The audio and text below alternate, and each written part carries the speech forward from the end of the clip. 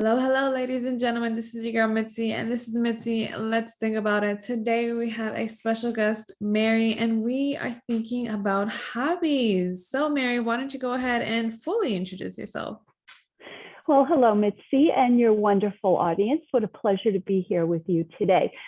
My name is Mary Kay Savarese. I am an award-winning author, best-selling, and speaker. And I am known as an author who loves to write with quirky titles.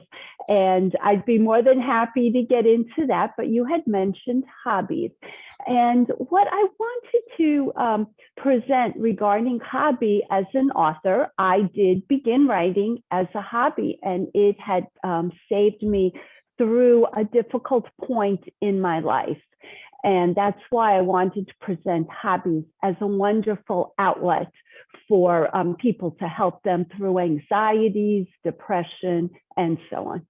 Oh, that's very true because it's funny because I started writing because I needed a hobby that didn't have me spend so much money and didn't have me go outside so much and sweats and just be exposed to so many people sometimes. And I had so much in my mind that I felt like writing it all down and putting a twist to everything was a great way to really help ease my mind. So I can only imagine it probably did the same for you, where it gets to a tranquil zone type of way, and it's so lovely. And I think it is important, and I do think people need to be able to do that. And I guess besides, I know you were saying on your little sheet that you gave me how after all your children went away that you were kind of alone, and that's when you kind of had to figure it out. But what are other ways that people can tap into hobbies? Well, one of the things that I did want to address is many women, after we raise our children, we become empty nesters. Sometimes it's a wonderful thing, and for others, it really poses an issue. And what I'm going to say sounds mean, but this is really what happened to me. I had to come to terms with the reality that my family unit was dead. And what I mean by that is that the babies that I raised, the toddlers I chased after, the teenagers I stayed up all night, they were gone. Not my children, but that part of my life. And at that point, I was so immersed with the creative part of writing that it helped me through. And I love to speak to women and men. If you find yourself dealing with this anxiety, now the anxiety had become so severe for me, it was physical. My limbs were getting numb, and I did have a medical test, and it all came back to it being an internal struggle that I had to figure out and deal with. And I'm so happy to share with your audience that I did go into therapy. We as wives, mothers, we work in the home, outside of the home. We just say to ourselves, oh, I can handle all of this. And when we need help, we don't want to ask for it because we're embarrassed. So I'm just happy to say I did. I was able to get therapy, and I was able to go on some low dose meds that helped me through it until I felt strong enough to deal with the issue. But Mitzi, you had mentioned hobbies. My hobby was I had wanted to become a traditionally published author. So at that time, yes, it was a hobby. And I'm an overnight success, a 10-year overnight success. It took a long time for a company to come to me and say, yep, we're interested. We'd love to publish your book. So one of the things, as I said, that helped me was my writing, which is a hobby, but there are so many other wonderful hobbies that are available to us, especially today. And what happens is once our minds come off of us and we're able to dwell on the task before us, what happens? Your whole body and mind just calm down, and you're able to deal with things. And it made me say, hey, if this works, this can work as well. Oh, that's very true. And I guess to get to your books, I was reading on your page, The Tiger Likes to Take Bubble Baths. Yeah. I love that title. Can you elaborate what more that book is about? Oh, thank you so much. I would love to. As I say, I love to write with quirky titles, but they do happen for a reason, for events in my life. So my first traditionally published novel is titled Tigers Love Bubble Baths and Obsession Perfume. Who knew? And it is a mystery romance intertwined with the supernatural. And the way that title came about is I visited a wildlife reserve in St. Augustine, Florida, and it's very much an old home for big cats. Lions, tigers, panthers, jaguars. And at the end of the tour, I came to this vat, 15 feet wide, 5 feet high, overflowing with bubbles. And out comes this 600-pound Siberian tiger, walks across the plank, looks as though he's taking off a rope, and he slips into this vat of bubbles. And he sticks his tongue out. Now, there is a handler standing on the ladder, and she sprays obsession perfume on his tongue, and he laps it up. And I said, that is the title of my next novel, Tigers Love Bubble Baths and Obsession Perfume. Who knew?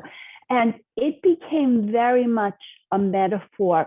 And what I mean by that is because these big cats are tossed aside from possibly TV shows, movies. People at that point even had them as pets, although a law has since been passed that you can't have a tiger as a pet. And because they were tossed aside like an old shoe, in my mystery romance, my protagonist, Angie Pantera, is tossed aside like an old shoe after 25 years of marriage. And now she has to find her way. I like that. I like that correlation that you were able to do right there. That sounds very interesting. I'm gonna have to pick up the book and read it. It does sound so interesting. Just because the title alone, the way that you were able to see it for yourself and it just captured you. You everyone has those moments where you see it and it's like, oh, I have to stick with it, sticks with you for life. So that's amazing how you were able to do that and add the protagonist to everything and it all ties in. I'm very intrigued. And I do see your other book behind you. Do you Yes, mind telling me about that one as well? Because I seen that that one actually won the award yes, as well. And so yeah, I would love to know more. yes. The tigers, I am just so humbled and thrilled because up to this date, it was published several years ago. It has won 8 awards. And my most recent publication, also traditionally published and with a new publishing house, is the first of a trilogy. And again, it is titled The Girl in the Toile Wallpaper. Now, toile is very much a item present in our everyday lives. And it is a very vibrant, artistic wall covering. You usually see it, it's two-toned, and you'll see people in it dancing, or you'll see architectural, or it's contemporary. It could be colonialish. It could be whatever you want it to be. And it was in my home, and I said to myself, there's a story there. There's love, there's betrayal, there's adventure and fantasy. So I wrote the first of the trilogy. It is a fantasy adventure, also intertwined with romance. And I have to say, the reviews, again, I'm humbled, have been phenomenal. US Review of Books compared it to Doctor Who and A Wrinkle in Time. Wow. So I am just so thrilled. It has already won for best cover.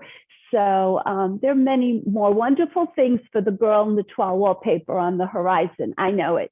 Oh, And yeah. right now I'm working with my editor, editing the second book in the trilogy, and that'll be out at the end of the year. But yes, if you love fantasy and adventure and romance, check out The Girl in the Tall Wallpaper. I'm everywhere. Amazon, Barnes and Noble. I love to push independent bookstores. My book may not be on the shelf. All they do is put my name in, bum, bum, bum. It's there the next day. So, Oh, wow. That is very, oh, that's amazing. It is interesting the way that you're able to describe it, and then how you were able to say that it compares to The Wrinkle in Time and all those other books. It's true. Those are very intriguing books. Those are my type of books. If you are able to catch me just by just the description, then honey, I am diving in. well, we work so hard in our daily lives, and reality is too real. And to just pick up a book, and even though if you don't want to hold it, we have ebooks, but to just hold it and to just escape from our everyday lives is wonderful. So, It truly is. To be honest, in high school, I hated reading. I used to despise it. I felt like reading and writing was a dead thing, like it was going to be the thing of the past. But once I gave it a shot and I started reading, it blew my mind because it allowed me to escape my reality, just like you were saying. It put me into the story, into the book. I was able to see characters. I think that's the problem, is that when I read books and then they make a movie out of the book and it doesn't match my imagination, it makes me so mad. I know. I know that is so true, Mitzi. We find that we are not satisfied many times when those movies come out. But I love like fantasy adventure, and like my latest like favorite. They took it from a Disney ride, The Jungle Book, and they made it into a fantasy adventure movie. I love that. They couldn't ruin that. They could only make that better because it was a ride. It still is a ride. Yeah, that's true. To be honest, I loved Alice in Wonderland, the animated Yes. version. So when they made it to like the humans, I was kind of skeptical because that's my favorite movie. So I was like, Yep. ah. But once I seen it, I was like, I love it. It's beautiful. The way that they did it was Yes. absolutely amazing. And I really do hope the best for your book. I mean, for that, I mean, I can only imagine, and I can honestly see that book end up being a movie. I'm gonna see it one day on Netflix and be like, "Oh, I spoke with Mary. She wrote that book." That would be wonderful, Missy. That would be a dream come true. Right? That I think for all authors, that is a Yes. dream to have a book to become something more than just letters on paper. But I do believe that having the book in front of you and smelling the papers and smelling the book is so different than just the ebook. Yeah, the ebook is accessible because you could have so many in the palm of your hand. However, but when you actually have a real book in your hand, it's a different type of like Yes. focus. I truly believe it's a different type of Yes. focus. Yes, and the Tigers book, it was written for, I mean, anybody could read it, obviously, but it was written for an older audience. You loved one mystery, death after another. So it was written for like 35 plus. The Girl in the Tall Wallpaper, it is high schoolers and older because it is a fantasy adventure. And I'm just so thrilled that I have begun, with help, obviously, a new website, the Star Writers Trilogy, which is wonderful for young adults if they want to visit. We're going to have writing contests, and I'll give you sneak peeks into the second book in the trilogy. So I'm just so thrilled about things like that, being an author and sharing with a younger audience. And I'm teaming up with the cat shelter. They're going to be giving away kittens named after characters in The Girl in the Tall Wallpaper. So it's very exciting. We're going to give away free books. Adopt a kitty, and you'll get a free book. The Tigers or The Girl in the Tall Wallpaper, either one. Oh, that is so adorable. I love that. That is amazing. And besides the trilogy, are you working on any other books after the trilogy, or are you just right there for right now? Yes, right now I am working with the editor on the second book, which in the trilogy, which is, to edit a book. By the time you actually hold a book, it has gone from the manuscript through so much editing. It's not what was actually submitted. So the third book in the trilogy that I am currently in the process of finishing completing, and I am halfway through.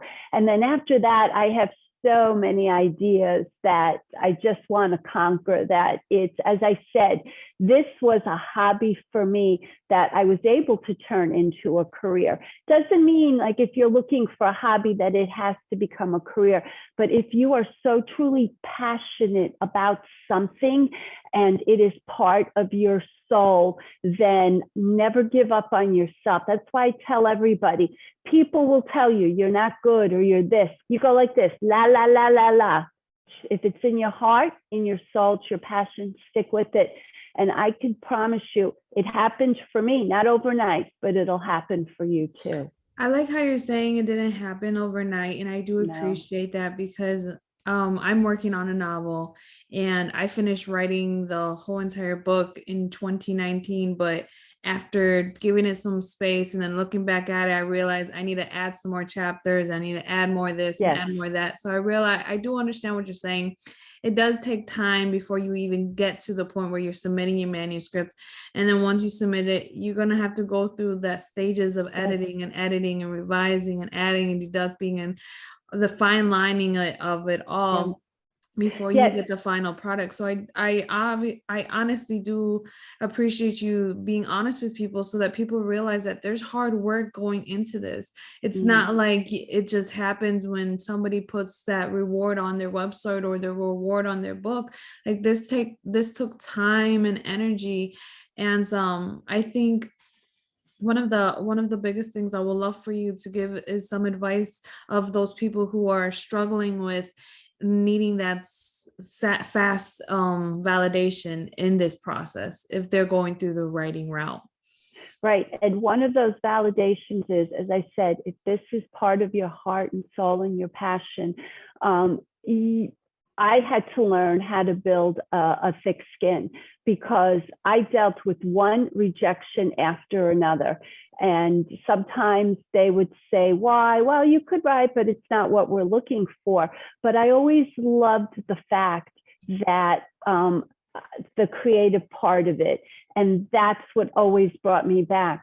But as I said, an editing process, if you are looking to, if you're a writer, you're looking to submit a book, if you can't even get some help in editing it to a certain point where it is professional, that will be a big help for you. And if you're accepted by a publishing house, but I have to tell you, nowadays, Mitzi, times have changed. When I was, like I said, over 10 years for me, back then to self-publish was a taboo. And the difference in self-publishing is you pay for all the costs of editing, of having a cover, where you're working with the publisher, they take those costs upon themselves. And so what is still available to us nowadays is wonderful. You do have where you can self-publish. It's not as expensive as it was years ago. And there's also publishing houses that will have co-publishing. So don't give up. Keep submitting, keep checking, and trying to get your work out there because they're always looking for new ideas. And the other thing is, if you're following the latest trend, what tends to happen is it will pass us by the time we finish writing our story, trying to follow this trend. So try to write about something you know so much about and you're an expert in. It's a big help. Thank you for that. I appreciate that. And I know that my audience, someone out there is going to be listening and really take that into consideration because I think when you hear this type of advice from other people who have literally walked through it, then it puts it in a different perspective versus reading all the articles about how to do, because you can read all the articles on how to be an author and how to start a book and where to begin and where to go for advice. And I think the end result is finding somebody that is honest and true like yourself that can really just speak words of wisdom, because I do feel that your words are part of the wisdom and the struggle that you had to go through to get to this point, because I truly believe rejection after rejection is hard to go through. Am I right? Yes, thank you. You hit the nail right on the head. And you think once you're accepted by a publishing house that, oh, I'm going to fly through this. It's a bit, well, at that point, when you meet with the editor, put your ego aside because they take everything you have and they massage it. They know what they're doing, but they will say, nope, we're pulling this. And I'm like, oh, but no, they know what they're doing. So it is always, so like I said, if it's your love, stick with it and it'll happen for you as well. Awesome. Well, thank you for that. You have given so much advice. I don't even know if there's any more advice that you can give. Usually I end it off with what advice you can give, but you gave us so much great advice. Is there anything else that maybe you just want us to know? Yes, please visit my author website, www.Mary, middle initial K, Savarese. So that's MARYKSAVARESE.com. And there you have everything about me. I love to connect with readers and the audience. And I have trailers there. I link you to wherever, Amazon, Barnes and Noble, independent bookstores. And also, if you sign up, you have a chance to win a free book at the end of each month. So, and that would be the hardcover, which is so artistic. It is absolutely unbelievable. But this is what Toile is. It tells a story.